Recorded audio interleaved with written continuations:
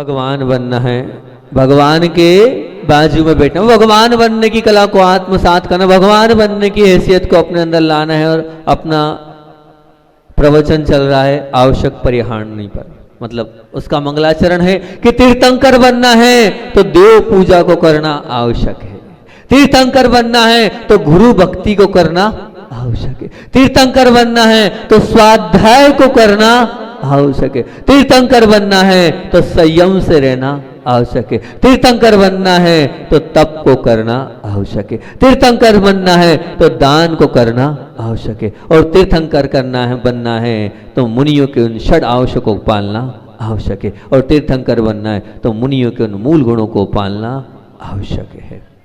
वो बात अपनी तीर्थंकर बनने की चल रही है, और भूमिका के रूप में बात करी थी कि जीवन को अच्छा बनाना है, उच्च बनाना है, उदार बनाने की भावनाओं पर अपने लंबे दिनों से चर्चा चल रही है। और वे भावनाएं जो हमारे जीवन को पवित्र बनाए, हमारी चेतना को परिष्कृत करे, हमारी आत्मा को परमात्मा की ओर ले जाने का मार्ग प्रशस्त करे, उसकी अपन चर्चा कर रहे हैं। ध्यान रखना, तन बिगड़ने से, और तन का तो इलाज हो जाएगा, पर मन बिगड़ने से तो पूरा जीवन ही भ्रष्ट हो जाएगा। इसलिए तन से ज़्यादा मन को संभालना जरूरी है, और मन को संभालना है, मन को सही दिशा में ले जाना है तो उन 6 आवश्यकों से हमें जुड़ना होगा, क्योंकि जो करने योग्य हैं उन्हें ही अगर हम नहीं करेंगे तो फिर हमारा होगा क्या, विचार करना। क्योंकि 3 शब्द बोले थे कल मैंने, बोलो कौन कौन से 3 शब्द? निर्वाह, निर्माण और निर्वाण। निर्वाह का मतलब बताया था कि अपने जीवन का गुजारा करना, अपना आपने जिसे आवश्यक मान लिया है वो सब जीवन का निर्वाह है। और निर्वाह तुम्हारे लिए जीवन के लिए जरूर ठीक है, पर जीवन के गुजारे के लिए उसके पीछे सारी जिंदगी गुजार देना ये कौन सी समझदारी है? अरे गुजारा तो वो पशु भी कर रहा है और गुजारा आप भी कर रहे हैं, और पशु में और आप में क्या अंतर है? नहीं, हमें गुजारा नहीं करना है, फिर क्या करना है? हमें तो गुजारे से आगे बढ़ना है और निर्माण करना है। निर्माण मतलब क्या? निर्माण का मतलब जीवन को गुजारना नहीं, जीवन पाकर कुछ कर गुजरना है। क्या बोला था? निर्माण का मतलब निर्माण का मतलब जीवन को गुजारना नहीं, जीवन पाकर कुछ कर गुजरना है, उसका नाम है निर्माण। और जीवन को गुजारने वाले तो बहुत हैं, पर जीवन में कुछ कर गुजरने वाले बहुत बिरले होते हैं। निश्चित रूप से अगर आप जीवन का निर्माण करना चाहते हो तो ऐसी ध्यान की प्रक्रिया से, ऐसी भगवान की मंगलमय प्रक्रिया से आपको जुड़ना पड़ेगा। निर्माण का मतलब जीवन को गुजारना नहीं, जीवन में पाकर कुछ कर गुजरना है। हमें टाइम नहीं है, ये शब्द हमारे जीवन में नहीं होना चाहिए। टाइम निकालना वाला चाहिए, अपने आप ये टाइम होती, क्योंकि भगवान की आज्ञा है। हमने कल इस पर भी आपसे बात करी थी कि भगवान की आज्ञा, बस महाराज जी की आज्ञा है तो हमें आना है। निश्चित रूप से हम आते चले जाएंगे। मानवीय संवेदना के जागरण से और मानवता की प्रतिष्ठा होती है। और ये मनुष्य में मानवता अगर प्रतिष्ठित है तो समझ लेना मनुष्य होना आपका सार्थक होगा। जब ऐसे सार्थक काम करोगे तभी मनुष्यता आपकी सार्थकता कहलाएगी। ध्यान रखना, नहीं तो कोई मतलब नहीं है। आप तो है, आपका वो जीवन है, लेकिन वो जीवन की प्रतिष्ठा जब ही होगी। इसलिए अपनी चेतना को जगाओ, निर्वाह से निर्माण के स्तर पर आओ, और जिंदगी पाई है तो जीवन को अच्छा बनाओ। इसी में हमारी उपलब्धि है, नहीं तो कोई मतलब नहीं निकलेगा। मन को संभालोगे तो जीवन का निर्माण होगा, और मन को शुद्ध बनाकर मन के पार जाओगे तो जीवन का निर्माण हो जाएगा। मैं यही चाहता हूँ आप सबके जीवन का निर्माण हो, और निर्माण तभी हो पाएगा जब आप निर्माण करोगे। और वो निर्माण आप जब करोगे जब अंदर से लग जाओगे कि नहीं, मुझे तो सब कुछ करना है, मेरे जीवन में सब कुछ करना है। वो आवश्यक कार्य कब, किस समय, कौन सा कार्य करना है बहुत जरूरी है। आप ये समझो तो सही कि मेरे जीवन में किसका महत्व है। एक बहुत अच्छी बात बताता हूं। एक थोड़ी सी गांव की एक महिला थी, महिला मतलब शादी हुई और थोड़ी सीधी सादी थी, कम समझदार थी। कुछ लोग होते हैं ना कम समझदार, तो ऐसे कुछ कम समझदार थे, पारस जैसे कुछ कम समझदार लोग थे। जितना बोलो उतना ही करते हैं, पारस को जितना बोलो उतना ही कर, बैठ जा, वो बैठ गया। तो ऐसी एक महिला थी पारस जैसी कम समझदार। अब भैया शादी हो गई, और शादी हो गई तो उससे बोले कोई मर गया था, जाओ बैठ के आओ, हालचाल पूछ के आओ। तो पहुंच गई, और पहुंचने के बाद फिर उसने पूछा क्यों सब ठीक तो है ना, बढ़िया है और ठीक ठाक, ये हालचाल पूछने लग गई। बोले सब लोग बोला क्या करती है ये यहाँ तो कम से कम थोड़ा दुख व्यक्त करना चाहिए, थोड़ा रोना चाहिए, कुछ ऐसा करना चाहिए, कोई बात नहीं ये वो ऐसा। तो फिर उसकी सासू माँ ने समझाया, बोले भैया ऐसा थोड़ी होता है, वहाँ तो हमें रोना पड़ता है, थोड़ा ऐसा बोलना पड़ता है कि ऐसा नहीं, ठीक है अच्छा ठीक है अब कहीं जाओ तो ऐसा नहीं करना, और ठीक है। अब किसी की शादी थी तो बस पारस जैसा समझ लें, पारस जैसा ही बिल्कुल। अब शादी थी तो वहाँ क्या था, शादी में गई, वहाँ बधाई तो देना था, वहाँ जोर जोर से रोने लग गई। अब बताओ पूरा माहौल खराब, ये क्या कर दिया, बोले रोने लग गई। तो फिर बोला सासू ऐसा थोड़ी होता है, बोले वहाँ तो बधाई के गीत गाए जाते हैं, शुभकामनाएं प्रेषित की जाती है, ऐसा नहीं करते, अब ध्यान रखना आगे से ऐसी गलती नहीं करना है ना। तो ऐसी पारस भी गलती नहीं करता है, समझ जाता है, बोले हाँ ठीक है नहीं करेंगे गलती। फिर क्या हुआ, फिर आगे फिर किसी की आग लग गई। अब किसी की आग लग गई तो फिर वो गई वहाँ बैठने के लिए, तो वहाँ क्या कहा, वो वहाँ गीत गाने लग गई, बिल्कुल बधाई के गीत गाने लग गई। तो बधाई के गीत गाने लगे तो अब ऐसे ही है, आप समझो तो सही बात को, कब कहाँ कौन सा कार्य करना है, इसी प्रकार कब कौन सा कार्य हमें करना चाहिए, इस चीज की बात हमारे अंदर आना चाहिए और तीर्थंकर बनना है। तो ये 6 आवश्यक जो हमारे जीवन में करने योग्य हैं, उनको निश्चित रूप से हमें कर कर अपने जीवन को बहुत अच्छा और बहुत महान बनाना है। और सबसे पहला आवश्यक आचार्य भगवान ने क्या कहा है कि तीर्थंकर बनना है तो देव पूजा को करना आवश्यक है। सबसे पहले आवश्यक दिया, आप समझो ये हमारे जीवन में करने योग्य चीजें हैं, इन चीजों को करना होगा। जैसे आपके 6 आवश्यक है, ऐसे 6 आवश्यक हमारे भी हैं जो आपको करने योग्य बताया। तो सबसे पहले बताया देव पूजा को करना, कि देव पूजा आपको करना चाहिए, भगवान से आपको जोड़ना चाहिए। वो देव पूजा है क्या, पूजा ये भारतीय संस्कृति है, पूजना ही सब कल्याण का मार्ग है, ऐसा हमें बचपन से सिखाया जाता है कि पूजा करोगे भक्ति करोगे तो तुम्हारा कल्याण हो जाएगा। निश्चित रूप से कल्याण होता होगा तभी तो बड़े बुजुर्ग हमें सिखाते हैं। पूजा से जिनकी शुरुआत होती है, ध्यान रखना, लिख लो, अभिषेक करके सब भग जाते हो पूरे के पूरे, सब देखता हूँ अधिकतर लोग करा और निकल लिए। तो पूजा से जिनकी शुरुआत होती है वो भी दिन भर दूसरों से पूज्यता को पाएगा। जो पूजा करेगा वही पूजाएगा, उसकी पूज्यता होगी। ध्यान रखना, यहां पर अभिषेक नहीं कहा है, 6 आवश्यक में पूजा का है। वहां क्या लिखा है, देव पूजा का है, देव अभिषेक नहीं कहा है। आप लोगों ने अभिषेक को ही सिर्फ मान लिया है और अभिषेक करके चले जा रहे हो, बिल्कुल नहीं। पूजा भी करना चाहिए, नहीं है तो कम से कम थोड़ी सी छोटी कर लें, पर पूजा करें, पूजा को महत्व दें। आप पूजा से अपने जीवन को जोड़ें, तभी पूज्यता आपकी बढ़ते चली जाएगी। आप अगर पूजाना चाहते हो तो आपको पूजा से जुड़ना ही होगा और भगवान की आराधना करनी ही होगी। भगवान की भक्ति से आपको अपने आप में तल्लीन करना ही होगा। नहीं तो मैं ये नहीं बोल रहा हूँ, हालांकि आप अभिषेक करने भी आ रहे हैं, बहुत अच्छी बात है, इतना तो जुड़ रहे हैं वो भी ठीक है, लेकिन थोड़ा और जुड़ो। एक क्लास में कब तक बैठे रहोगे, बताओ तो सही। मैं हमेशा बोलता हूँ जो एक ही क्लास में रहेगा वो फेलियर्स कहलाएगा ना। अब हम आगे बढ़े, थोड़ा और आगे बढ़े, थोड़े अपने जीवन को और अच्छा बनाए। मुकुल आज जन्मदिन है, नियम ले ले कि कम से कम छोटी पूजन करूंगा लेकिन अर्घ चढ़ाकर भगवान के जाऊंगा, सार्थक हो जाएगा तेरा जन्मदिन मनाना। क्या ले ले, इतना सा नियम ले ले, ज्यादा बड़ा नियम नहीं है, छोटा सा कि नहीं करूंगा, समय नहीं रहा तो अर्घ चढ़ा दूंगा, मूल नायक भगवान, जल चंदन अक्षत पुष्प नैवेद्य दीप धूप फल और अर्घ।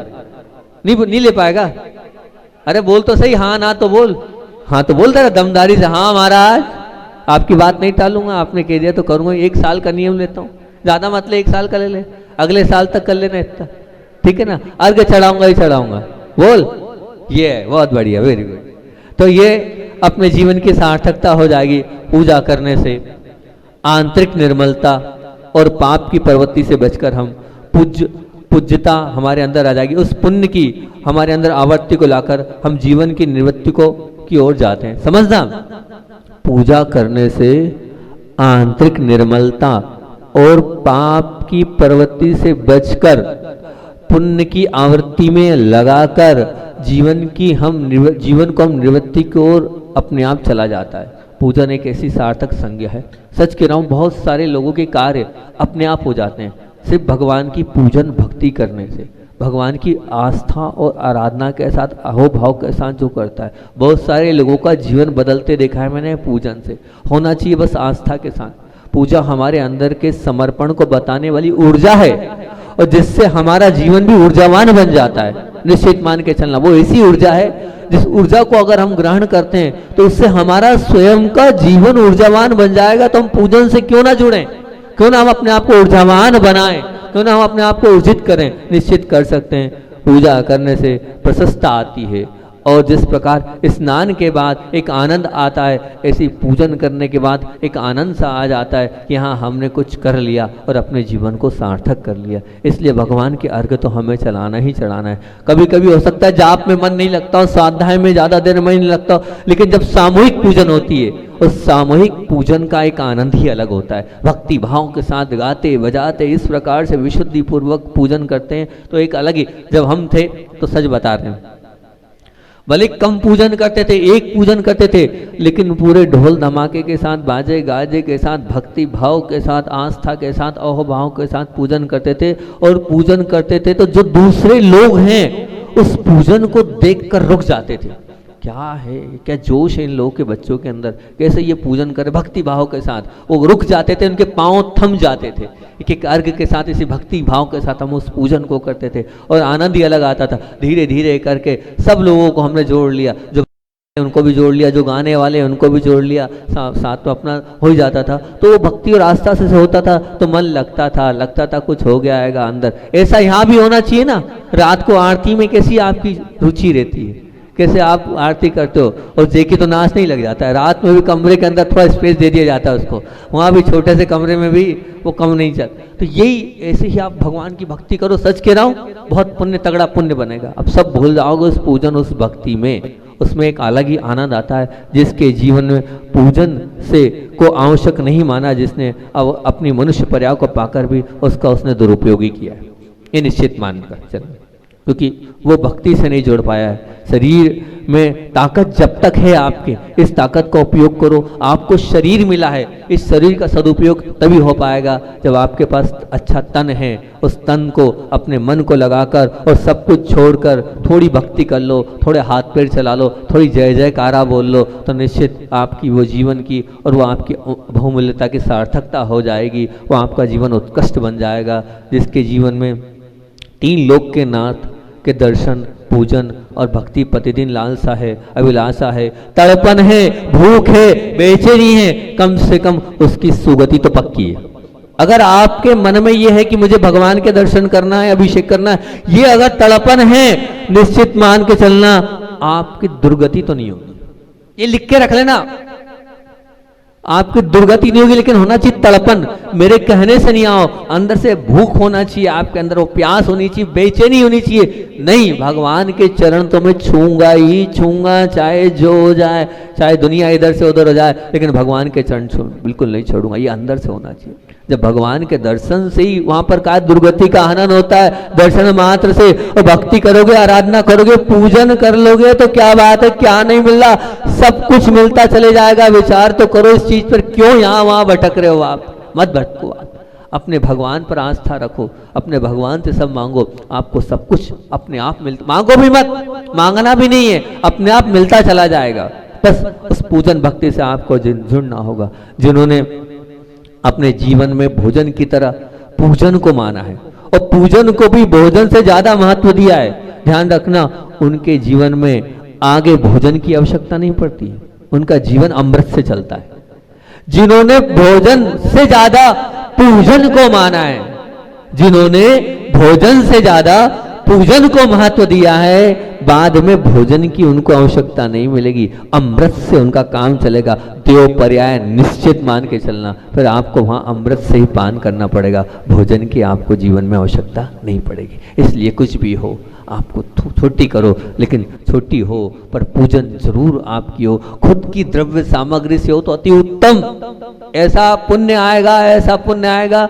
आप खुद का द्रव्य लेके आओ, अपने हाथ से धो और फिर उसके बाद पूजन करो, अपनी थाली लगाओ, और उत्तम, महा उत्तम। और उसमें भी अगर जल भर लो खुद के जल से, काय को अपना खुद का कर लें तो और उत्तम। जितना हो सकता है उतना आप कर लोगे तो उसका एक आनंद ही अलग आएगा। मैं तो यही कह रहा हूँ कि भक्ति भाव से आप पूजन करना भी चालू कर लो। बहुत सारी बातें तो यहाँ के युवा वर्ग ने मानी है, ये और मान लो कि हाँ हम भक्ति भाव से पूजन भी करेंगे ही करेंगे। आनंद अलग आ जाएगा। जब जब मैं तो हमेशा एक ही बोलता हूँ, जब जब भी दर्शन के लिए कदम बढ़ाओगे तब से पुण्य का मीटर प्रारंभ हो जाएगा। दर्शन पूजन अभिषेक की अर्थ से कर्मों की पकड़ अपने आप ढीली होती चली जाएगी।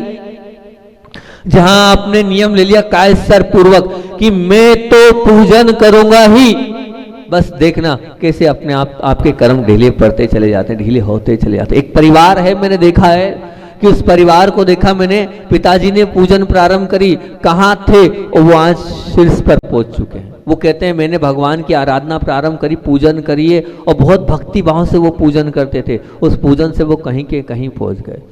अब हमारे अध्यक्ष जी थे, एक दिन हमसे बोल रहे थे, राकेश जी नाम है ना उनका, राकेश जी बोले बहुत पहले कुछ नहीं था महाराज जी मेरे पास, और मैंने एक भक्ति की बस सिर्फ, क्या बोले मेरे घर आहार हुए भूत बलि सागर जी के। बोले भूत बलि सागर जी के आहार हुए तो उस समय स्थिति बड़ी खराब थी हमारी, और उन्होंने मुझसे यही कहा कि भक्तामर का पाठ करना और भक्ति करना।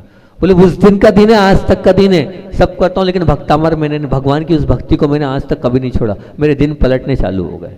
गुरु की बात मानी तो निश्चित कल्याण होगा। उनने कह रही ये कर ले, कर लो, आज नहीं तो कल तुम्हारा बेड़ा पार हो जाएगा। क्योंकि वो गुरु बोल रहे हैं, उनको कोई लेना देना नहीं है, तुम्हारे कल्याण के लिए बोल रहे हैं, तुम्हारे भले के लिए बोल रहे हैं। वो मंत्र हो जाता है। ध्यान रखना, कोई भी मंत्र है, मान लीजिए नमोकार मंत्र है या कोई दूसरा मंत्र है, पूज्य गुरुदेव हमसे कहते थे कि अगर वो बात तुम कर रहे हो तो कोई मतलब नहीं, और वही बात अगर गुरु बोल दे तो वो तुम्हारे लिए मंत्र नहीं बन जाएगा, वो तुम्हारे लिए वो क्या हो जाएगा, तुम्हारे जीवन का सार्थक हो जाएगा। वही नमोकार मंत्र मैं आपसे बोल दूं पढ़ना है तो वो आपका गुरु मंत्र हो गया।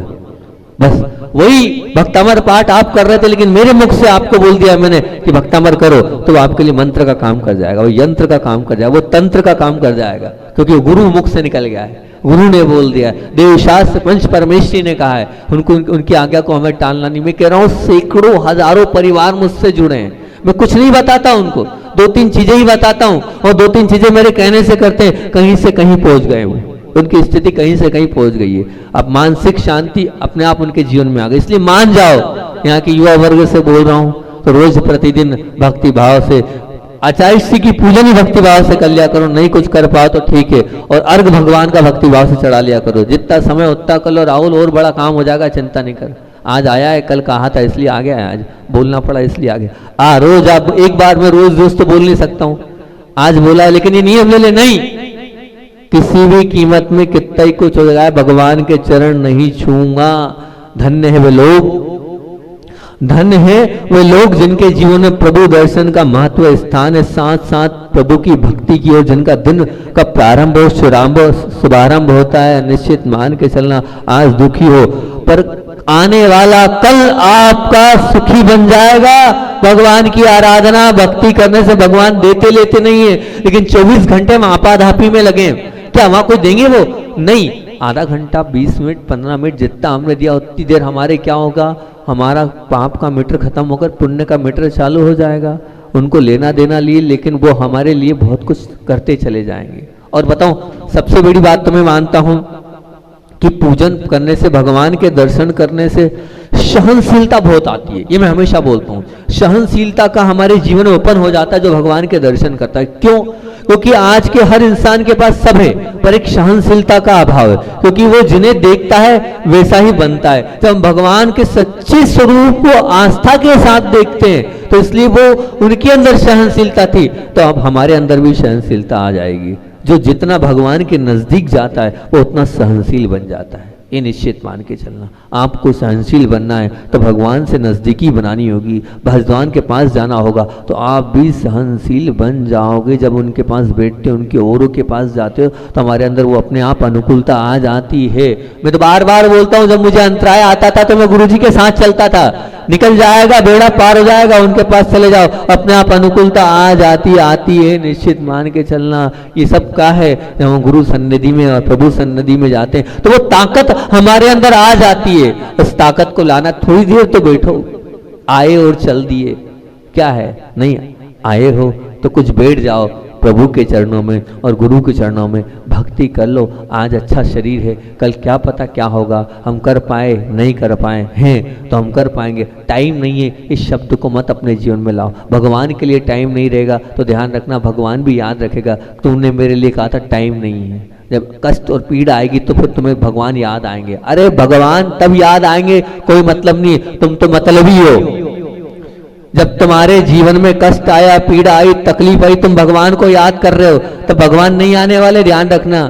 अब जब सब कुछ अच्छा है तब भी भगवान आना चाहिए, और दुखी है तब भी भगवान आना चाहिए। भगवान के साथ द्वेष मतलब कहना चाहिए क्या, ये क्या कहलाएगा, ये तो वही कहलाएगा ना व्यापार।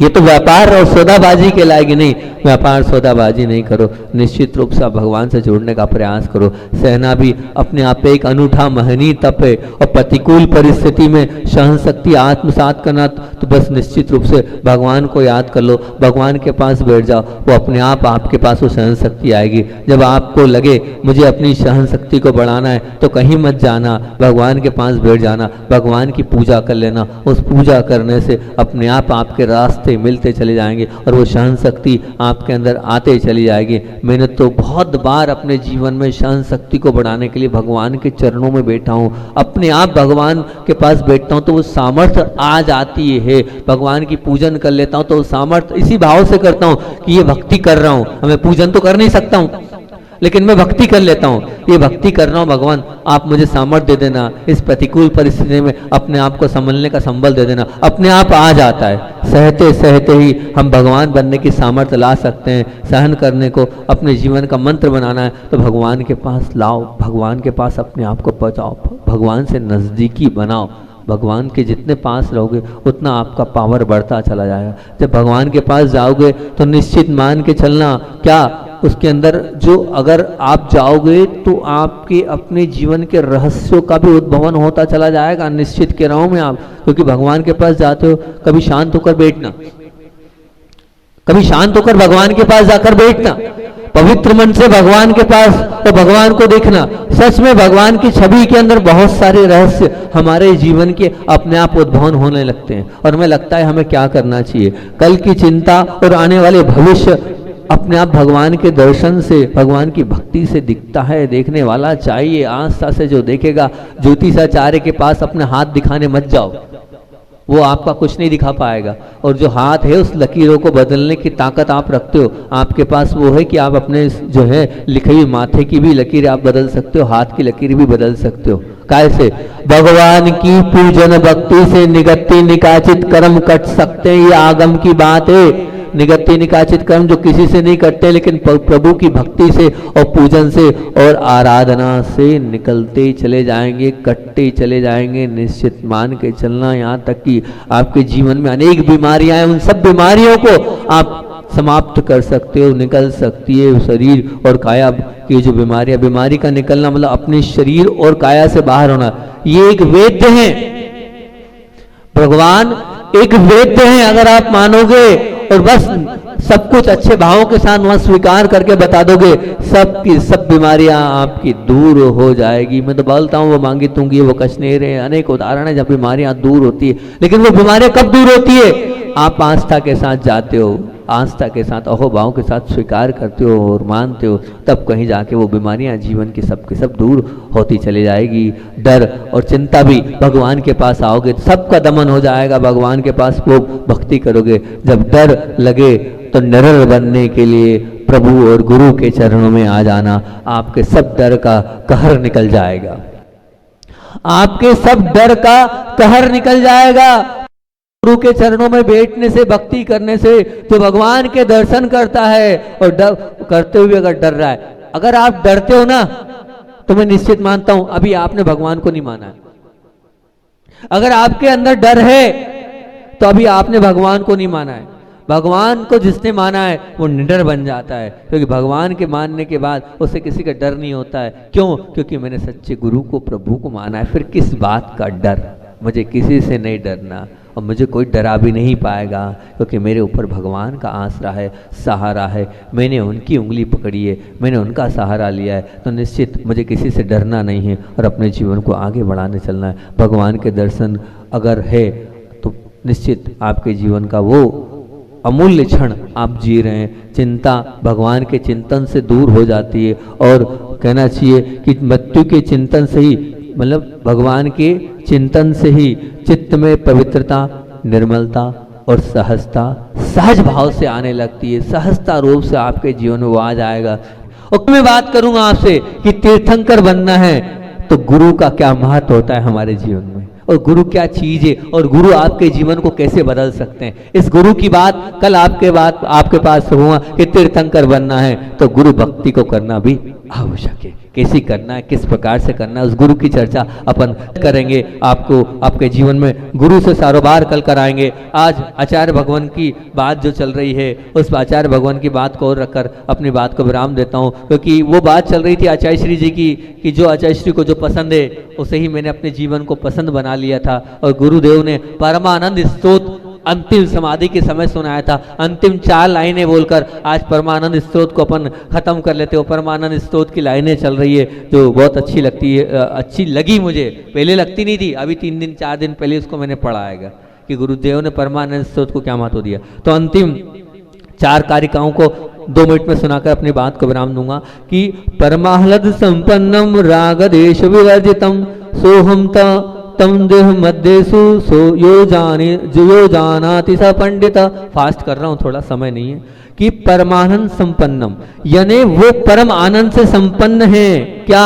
राग देश से रहित है। क्या बोले? वह सो अयम देह मध्यसु सो जानाति स, जो देह के मध्य में किसको, उस आत्मा को जानता है वही पंडित है। मतलब शरीर और आत्मा को जो मानता है वही पंडित है। और क्या? आकार रहितम शुद्धम स्वरूपे व्यवस्थितम सिद्धम मस्त गुणोपेतम निर्वाकार निरंजनम। और जो आकार रहित उस शुद्ध स्वरूप से व्यवस्थित, उस अष्ट गुणपेत यानी अष्ट गुणों से सहित उस निर्विकार निरंजन आत्मा को जानता है, वही अपना कल्याण कर पाता है, वही पंडित है। और उसी को पंडित की यहाँ पर दिए। और क्या? तत्सद्दर्शनजात्मानं यो जानाति स पंडित सदा सहजानंद चैतन्यम प्रकाशाय महीयसे। फिर क्या बोल दिया?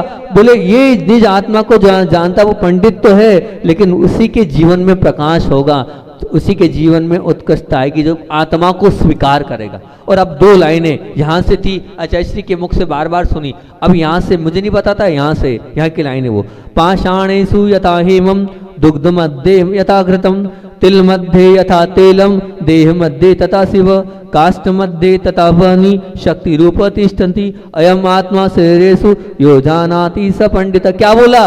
बोले यहाँ बोल दिया पाषाण के बीच में क्या है? सोना है। और बोले दुग्ध के मध्य में क्या है? घी है। तिल के बीच में क्या है? तेल है। देह उसी प्रकार बोले देह के मध्य में क्या है? शिव है, आत्मा है। जैसे काष्ठ मध्य अग्नि, यानी काष्ठ के अग्नि तो है लेकिन किसमें है? काष्ठ में है। वो शक्ति रूपेण तिष्ठन्ति, शक्ति रूप बैठी। ऐसी इस आत्मा में, इस शरीर में जो इस आत्मा को जानता है वही पंडित है, बाकी सब कुछ नहीं है। इस आत्मा का बोध आचार्य भगवान ने इस परमानंद स्तोत्र में कराया है। और एक नई अपने श्रृंखला चालू करिए, प्रतिदिन नियम देना। अब मान लीजिए हम तो नहीं करते हैं, तो रात्रि जल का त्याग करना है। अगर आपको रात्रि जल का भी त्याग है कि हम रात्रि जल भी नहीं करते हैं, तो हम ना किसी को देंगे और ना कुछ अनुमोदना करेंगे आज दिन, ठीक है ना। अनुमोदना भी हमें नहीं करना है, ये नियम है आज का। वो बुद्धि समाधि परिणाम शुद्धि शात्मोपलब्धि शिष्यों की सिद्धि चिंता मणि चिंतित वजदाने त्वं बंद मानस ममास्तु देवी।